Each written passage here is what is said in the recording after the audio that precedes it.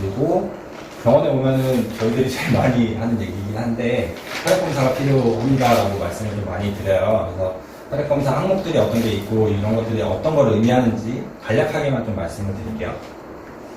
자, 첫 번째 혈액 검사를 하려면 체열을 해야 되죠. 그래서 강아지들이나 고양이들한테 제일 많이 사용하는 게 앞다리 혈관이에요. 그래서 이렇게 아이 잡아주고 앞다리에서 체열을 하는 모습이고요.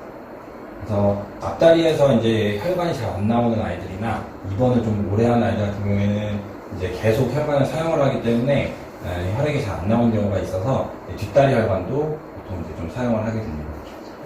그럴 수는 없고, 그 다음에 좀 다량의 혈액이 필요할 때는 이제 목에서 뽑는 경우가 많습니다. 그래서 이렇게 강아지고 고양이인데 목에서 체열하는 경우가 있고요. 실제 그 고양이들 체열할 때는 좀 조심을 해야 되는 것들이 고양이들이 사실 좀 예민하기 때문에 아까 모습처럼 강아지처럼 잡고 있는다고 가만히 있지 않아요. 고양이들은. 그래서 이제 그 저기 뒤에 보시는 것처럼 저 CFC라는 그 고양이 수의사에서 인증을 하는 곳에서 이제 교육하는 방법 자체는 수건을 이용하는 방법이에요. 이게 가장 고양이들이 안정감을 느끼고 가장 안전한 방법이에요. 고양이한테도 안전하고 피를 체열하는 저희 수의사들한테도 가장 안전한 방법으로 사용되고 있고, 이렇게 보시면은 이제 수건으로 몸을 전체 감싸고요. 이쪽 팔 한쪽만 꺼낼 수 있게. 그러면은 공간 자체가 제약이 되기 때문에 생각보다 고양이들이 안정감 느끼고 피를 잘 뽑아요. 웬만한 아이들은. 대부분의 아이들은 피를 잘 뽑고, 이제 이거를 너무 싫어하는 아이들이 있거든요. 왜냐면 앞에 사람이 계속 왔다 갔다 하기 때문에 그거를 너무 민감해하는 아이들 같은 경우에는 이제 두 명이 잡고, 한 명은 앞다리 잡고, 한 명은 이제 뒷다리를 잡고, 얼굴을 가려요. 얼굴을 가려 놓으면 그래도 이제 어느 정도 좀 안정감을 찾으니까. 그래서 고양이들은 이렇게 저희가 피를 뽑고 있고, 기본적인 검사 중에 하나죠. 혈구 검사. 몸 안에 있는 적혈구, 백혈구, 혈소판이 수가 얼마나 되고 형태가 어떻게 되는지를 확인하는 방법이고요.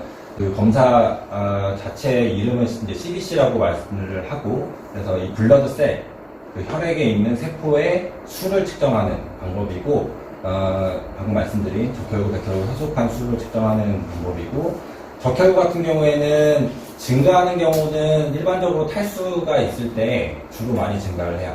적혈구 수치가 좀 많이 높아져 있으면 적혈구 개수가 많아지는 질병도 있지만, 물론 종양성이나 이런 경우에는 적혈구 자체의 개수가 늘어나는 경우도 있어요. 근데 일반적으로는 이제 탈수로 인해서 물이 많이 빠져나가기 때문에 적혈구의 비율이 많이 올라가는 거죠. 이런 경우가 있고, 감소하는 경우는 당연히 이제 빈혈 상태나 출혈, 어디서 계속 이제 피가 멈추지 않고 나오고 있는 이런 상태가 되고, 백혈구 같은 경우에는 일단 증가를 하면은 저희가 기본적으로 생각하는 게 염증 상태. 염증이 몸에 생겼기 때문에 그걸 막아낼 수 있는 군대를 많이 만들어야 되니까 염증 상태, 그리고 과한 증식이 일어나면 보통 종양을 의심을 하기도 하고요. 그 다음에 감소하는 경우에는 아주 심각한 폐혈증. 그러니까 몸에서 이제 백혈구를 다 써버린 거예요. 거의 이렇게 만들어내는 속도보다 이게 죽어가는 속도가 더 빠르니까 점점 줄어들기 시작을 하거든요. 그래서 심각한 폐혈증이나 또 일부 종양에서는 감소하는 경우가 있고요. 그 다음에 혈소판은 증가하는 경우에는 혈전증, 몸에 혈전이 막 생기는 혈전증일 때 주 증가를 하게 되고, 그다음에 감소하는 경우는 빈혈이 심하거나 출혈이 있을 때 주로 감소하게 됩니다. 그 다음에 이제 혈청검사인데요. 혈청검사는 일반적으로 체내 장기의 기능평가를 위해서 실시를 하게 되고요. 그러니까 간 기능을 보고 싶을 때는 ALT, ALP, AST, GGT, 빌리루빈, NHC, 요건 암모니아거든요. 이런 것들을 종합적으로 보고 간 기능을 평가를 하고, 신장 기능 같은 경우에는 비유엔, 크레아티닌, 칼슘, 인, 이런 항목들로 저희가 평가를 하고요. 영양 상태 같은 경우에는 이제 혈당, 글루코스, 그다음에 토탈 프로테인, 그러니까 몸 안에 있는 전체 단백질, 그다음에 요거는 알부민, 그리고 중성지방, 그다음에 콜레스테롤, 이런 것들을 가지고 영양 상태를 판단하게 됩니다.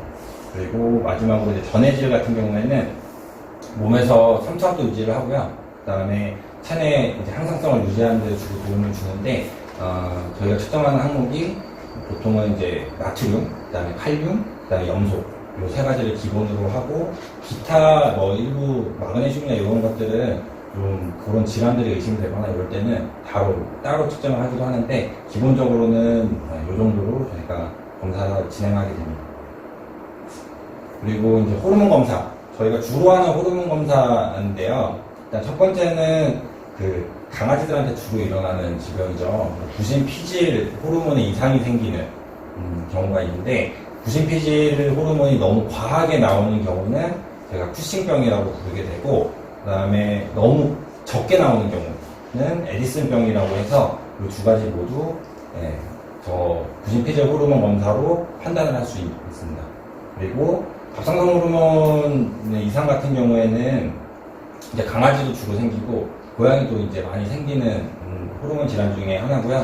더 많아지면은 갑상선기 항진증, 그 다음에 적어지면 저하증을 진단을 할 수 있고, 그리고 성호르몬 같은 경우에도 간혹 저희가 이제 검사를 의뢰할 때가 있어요. 그러니까 아이가 지금 현재 발정 상태인지를 알아볼 때도 있고, 그 다음에 중성화 수술을 했는데 아이가 다시 발정이 온 것 같아요.